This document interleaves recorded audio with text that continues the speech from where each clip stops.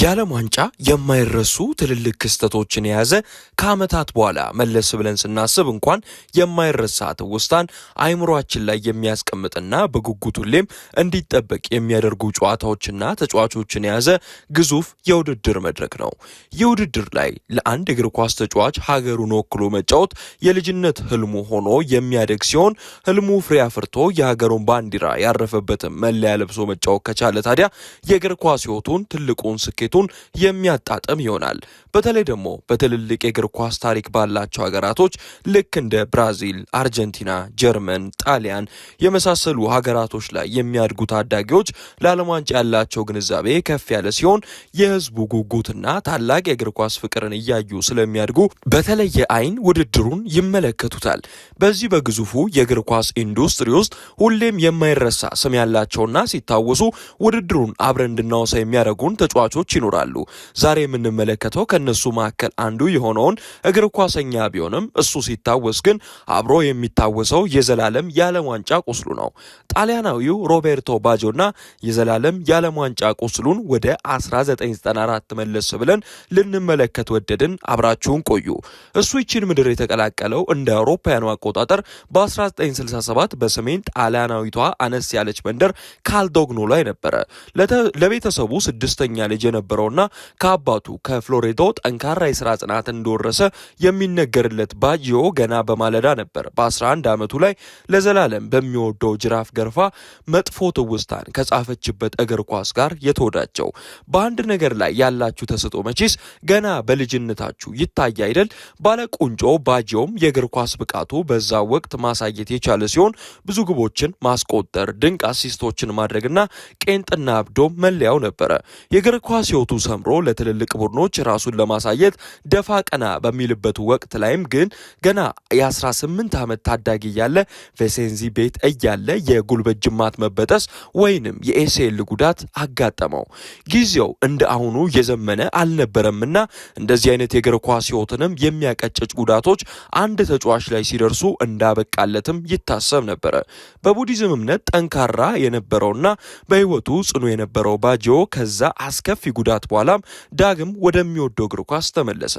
በታሪክም ሆነ በፖለቲካ በተቀናቃኝነት ስሜቶች ምክንያት በ1990 ወደ ዩቬንቱስ ካደረገው ዝውውር በፊት ግን ራሱን ለዓለም መድረክ ያስተዋወቀው በፊዮሬንቲና ቤት የነበረ ሲሆን በደጋፊው ዘንድ የማይረሱ ድንቅ ታሪኮችንም ሊስፍ ችሏል። በዓለም ክብረ ወሰን የዝውውር ሂሳብ አሮጊቷን ቢቀላቀልም እንኳን ባለቁንጮ ተጫዋች ልቡ ፍሎረንስ ላይ የቀረ ይመስል ነበረ።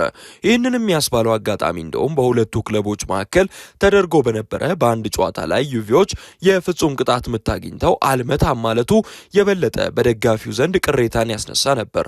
ይባስ ብሎ የፍሎሬንቲና ስካርፍ ከደጋፊ ዘንድ ሲወረወርበት አንስቶ መያዙ በአሮጊቷ ደጋፊዎች ከንፈር አስነክሶበት ነበር። እርግጥ ነው ከዛ በኋላ ዩቬን የዩኤፋ ካፕን በ1993 እንዲያሸንፉ አድርጓቸው የነበረ ሲሆን በ1993 በዛው ዓመት ደግሞ የባላንዶር ክብርን ተጎናጽፏል።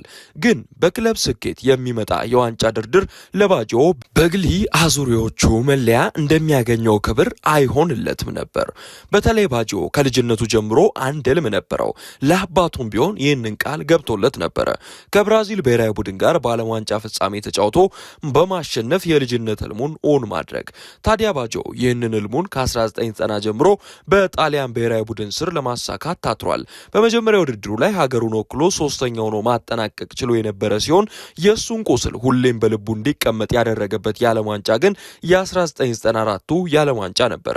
አሜሪካ አዘጋጅታው በነበረችው በዛ ውድድር ላይ ለሀገሩ መሪ ተዋናይ ሆኖ ወደ ውድድሩ አቀንቶ የነበረው ባጂዮ በምድብ ውስጥ አየርላንድን፣ ኖርዌይንና ሜክሲኮን ለመግጠም ተገደው የነበረ ሲሆን የመጀመሪያ ጨዋታቸውን በአየርላንድ ተረተው ኖርዌይን አሸንፈው ከሜክሲኮ ጋር ደግሞ አቻ ወጥተው እንደነበር ይታወሳል።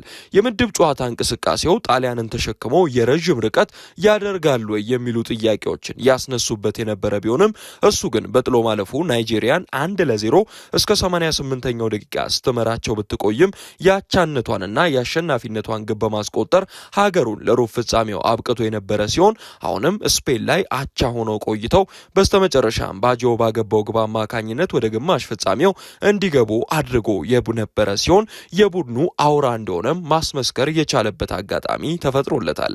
እሱም የልጅነት ህልም ሊያሳካ በስተመጨረሻም ቡልጋሪያ ላይ ገና በ25 ደቂቃዎች 2 ግቦች አስቆጥሮ ሀገሩን ወደ ዓለም ዋንጫ ፍጻሜ ድግስ ላይ ሰደደ። ነገር ግን በጨዋታው ሃርምስትሪንጉ ላይ ጉዳት አስተናግዶ የነበረ መሆኑ የናፈቀው ድግስ ላይ ተሳታፊ እንዳይሆን ያደርጓል የሚል ስጋትንም ፈጠረ።